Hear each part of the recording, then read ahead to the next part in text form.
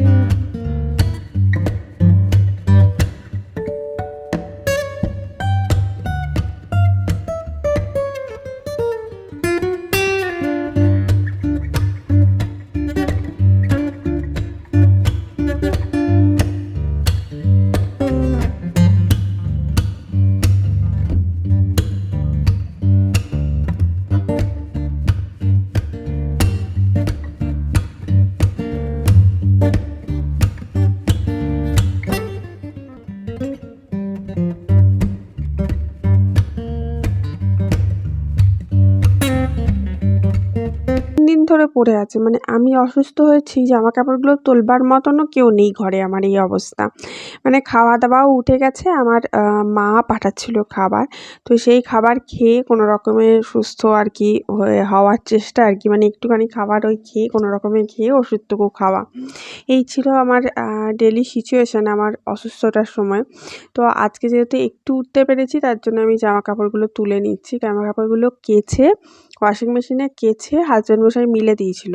এবার মেলার পর সেগুলো যে তুলতে হবে সেটার আর কোনো ভ্রূক্ষেপ নেই। এবার তোলবার পরে এগুলো ভাঁজ করা আছে, তারপরে যেগুলো আয়রন দরকার আয়রন আছে। তো সেই সমস্তগুলো সব আমাকেই করতে হবে, কিন্তু যেহেতু আমি উঠতে পারিনি, এগুলো তোলবারও মানে তোলাও হয়নি আর কি, এরকমই পড়ে আছে। আর বাঁদিকে যেটা দেখছো, মানে তোমার বাঁদিকে যেটা দেখছো গ্রিন কালারের শিট, তো ওখানে হচ্ছে সিমেন্টের কাজ চলছে, মানে পুরো সিমেন্ট হয়ে গেছে। জামা কাপড়গুলো তুলে আমাকে ভালো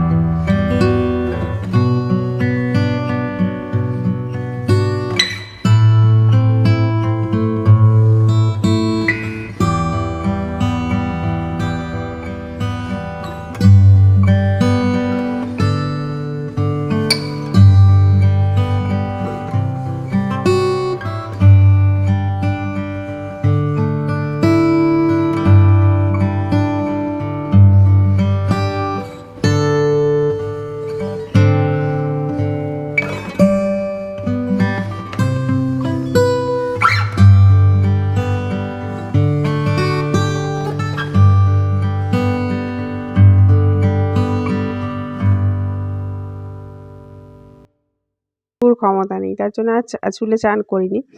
তো এখন মেয়েটাকে একটু পড়তে বসিয়েছি, আর ওই যে আমার যে ইয়ে আছে, মশারি আছে দেখতে পাচ্ছ, ওটাও আমার মানে তোলবার মতনও ক্ষমতা নেই, ওটা রেখেই কোনো রকমে আর কি বিছানাটা ঝাড়লাম যেরকম দেখলে। তো মোটামুটি শরীর অসুস্থতা নিয়ে আমি এরকম করে ওপরে ওপরে কাজ সারি। কাজ না করলেও নয়, আবার কাজ পড়ে থাকলেও চলবে না, আবার পুরো সব কাজ একবারে নিট অ্যান্ড ক্লিনভাবে করতে গেলেও মরে যাব। তো যাই হোক, এইরকম একটা রুটিন মোটামুটি ফলো করি ক্লিনিং করার, যাতে করে মনে হয় যে হ্যাঁ, ক্লিনিংটা হলো, ঘরটা পরিষ্কার পরিচ্ছন্ন হলো, কিন্তু ওই আর কি শরীরটাকে একটুখানি ইয়ে রেখে। আর চেষ্টা করি যখন শরীর খারাপ হয় তখন একটু মানে চুল টুল ভালো করে ছাড়িয়ে মুখে ক্রিম ট্রিম রাখি, এই ভালো করে একটু সেজেগুজে থাকার, তাতে করে একটু মনে হয় শরীরটা আরও বেশি ফ্রেশ হয়ে গেল। আর শরীর খারাপ নিয়ে যদি মনে হয় যে না, আমি কিছুই করব না, এ করব না, তখন না আরও বেশি শরীর খারাপটা ঘাড়ের ওপর চেপে পড়ে, এরকম মনে হয় যেন।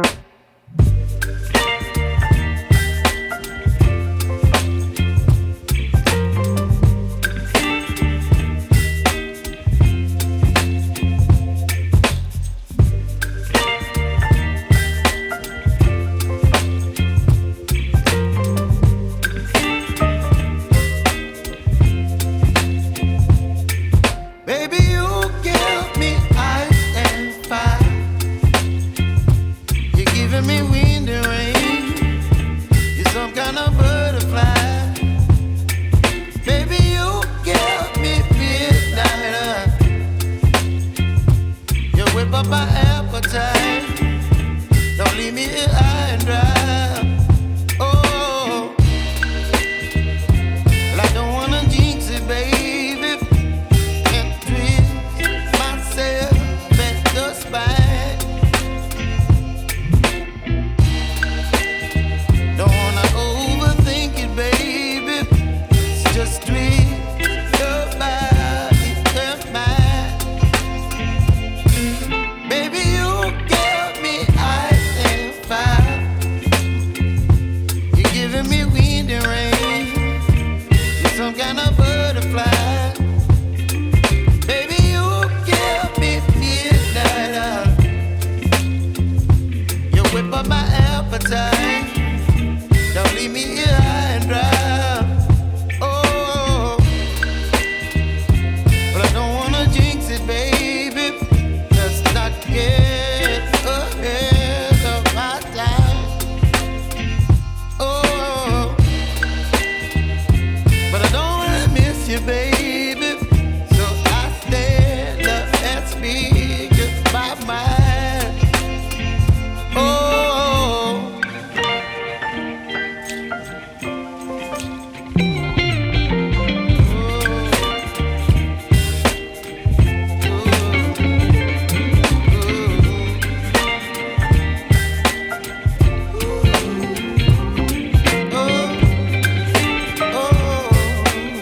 টাইম হয়নি। আর টিফিন ওই তো একটু ব্রেকফাস্ট করে নিয়েছি সামান্য, মানে একটু ফ্রুট খেলেও সেটা হজম হচ্ছে না, এরকম খেতে ইচ্ছা করছে না। আর লাঞ্চে তো বললাম মা পাঠাবে, সেটাই খাবো। যাই হোক, আমার শরীর খারাপে থাকা একটা ছোট্ট ব্লগ তোমাদের সাথে শেয়ার করলাম, যে শরীর খারাপের মধ্যেও কীভাবে আমি ঘরের কাজগুলো ম্যানেজ করি বা ক্লিন আপ করি। আশা করি তোমাদের ভালো লাগবে। যদি ভালো লেগে থাকে একটা লাইক অবশ্যই করে দেবে, ঠিক আছে? আর চ্যানেলটাকে সাবস্ক্রাইব করে পাশে থাকবে। আবার দেখা হচ্ছে কালকে একটা নতুন ব্লগে, এবং নতুন ব্লগ দেওয়ার আগে তোমাদের সাথে কিন্তু লাইভে দেখা হবে। আমি প্রতিদিন কিন্তু রাত ৮টার সময় লাইভে আসার চেষ্টা করি। এক আধ দিন হয়তো এসে থাকতে পারি না, আর এক আধ দিন হয়তো সকালবেলাও চলে আসি।